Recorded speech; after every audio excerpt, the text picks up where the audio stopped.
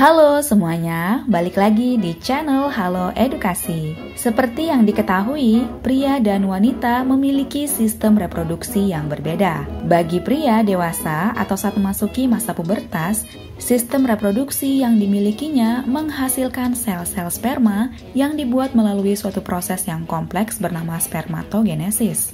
Wanita dewasa juga mengalami hal demikian, hanya saja sistem reproduksi yang dimilikinya akan menghasilkan sel telur. Apabila sel sperma dan sel telur ini bertemu, maka akan terjadi pembuahan yang nantinya terus berkembang membentuk zigot.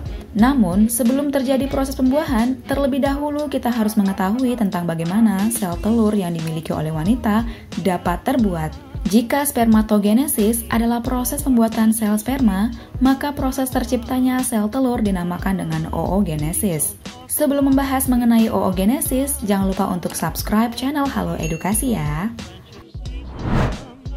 Oogenesis merupakan proses pembentukan ovum atau sel telur pada wanita yang terjadi di dalam indung telur atau ovarium. Oogenesis termasuk ke dalam proses gametogenesis yang diawali dengan proses pembentukan bakal sel-sel telur bernama oogonia.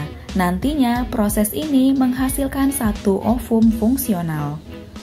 Pada wanita, keberadaan sel telur sendiri telah ada dalam tubuh sejak usia 8 hingga 20 minggu kandungan. Di saat yang sama, ovarium di dalam embrio memiliki sekitar 600.000 sel oogonium. Oogonium atau sel induk telur dapat memperbanyak dirinya dengan melakukan pembelahan mitosis hingga mencapai lebih dari 7 juta oosit primer.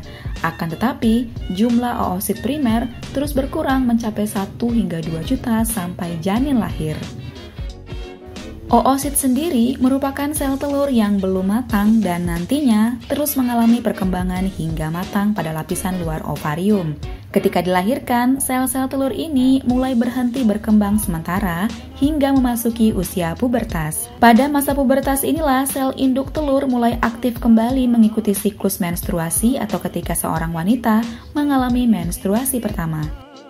Perlu diketahui juga, jika 1 hingga 2 juta oosit primer yang ada, hanya sekitar 400 oosit primer saja yang dapat bertahan hingga menjadi folikel matang. Folikel matang ini merupakan suatu kantong kecil yang memiliki dinding sel dan di dalamnya terdapat satu sel telur. Satu sel telur inilah yang akan dilepaskan selama masa subur atau reproduksi. Proses oogenesis melibatkan beberapa hormon, antara lain sebagai berikut. Yang pertama, luteinizing hormon, yaitu hormon yang merangsang korpus luteum agar menghasilkan hormon progesteron serta merangsang terjadinya ovulasi. Yang kedua, follicle stimulating hormone atau FSH. Hormon ini berfungsi untuk merangsang ovulasi serta memicu folikel agar membentuk estrogen serta memacu perkembangan folikel. Yang ketiga, gonadotropin releasing hormone atau GnRH. Hormon ini berfungsi untuk menstimulasi hipofisis dalam mensekresikan hormon FSH dan LH. Hormon ini dihasilkan akibat aktivitas hipotalamus, hipofisis, ovarium, yaitu ketika wanita sedang mengalami siklus menstruasi. Berikut tahapan proses oogenesis.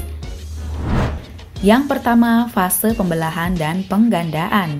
Sama halnya dengan spermatogenesis, proses yang terjadi pada oogenesis juga dimulai dari mitosis dan meiosis. Seperti yang telah dijelaskan sebelumnya, oogonium atau sel induk telur yang telah matang akan bermitosis menjadi oosit primer atau sel telur yang berukuran besar. Berikutnya, oosit primer mengalami pembelahan menjadi dua bagian atau meiosis 1 untuk menghasilkan oosit sekunder. Pada saat inilah tahapan proses oogenesis dimulai. Yang kedua, fase perkembangan. Fase kedua yang terjadi pada proses oogenesis yaitu sel telur mengalami perkembangan sitoplasma, yaitu salah satu bagian sel yang tidak seimbang. Akibatnya, terdapat satu oosit atau sel telur yang belum matang yang memiliki banyak sitoplasma, namun oosit lainnya tidak ditemukan sitoplasma di dalamnya. Oosit dengan banyak sitoplasma memiliki ukuran yang lebih besar daripada oosit yang tidak memiliki sitoplasma. Oosit kecil inilah yang disebut sebagai badan polar pertama. Yang ketiga, fase pematangan.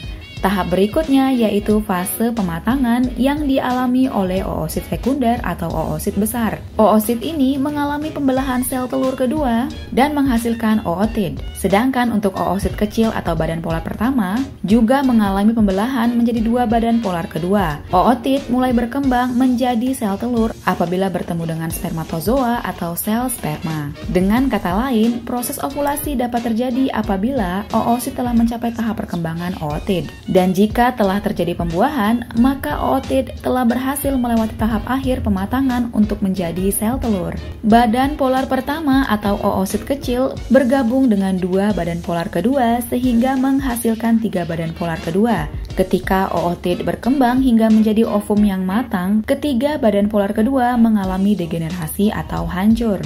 Pada fase ini juga dapat mengalami degenerasi atau perubahan, misalnya apabila oosit atau ootid bertemu dengan sel sperma. Namun, proses pembuahan tidak terjadi, maka siklus oogenesis dapat terulang kembali. Bahkan, sel telur tidak berkembang dan wanita akan mengalami menstruasi. Demikian penjelasan mengenai proses oogenesis pada wanita. Sekian video Halo Edukasi kali ini, semoga menambah ilmu pengetahuan ya. Jangan lupa untuk like, komen, subscribe, nyalakan lonceng notifikasi agar kalian tidak ketinggalan video-video lainnya dari Halo Edukasi. Sampai jumpa di video selanjutnya.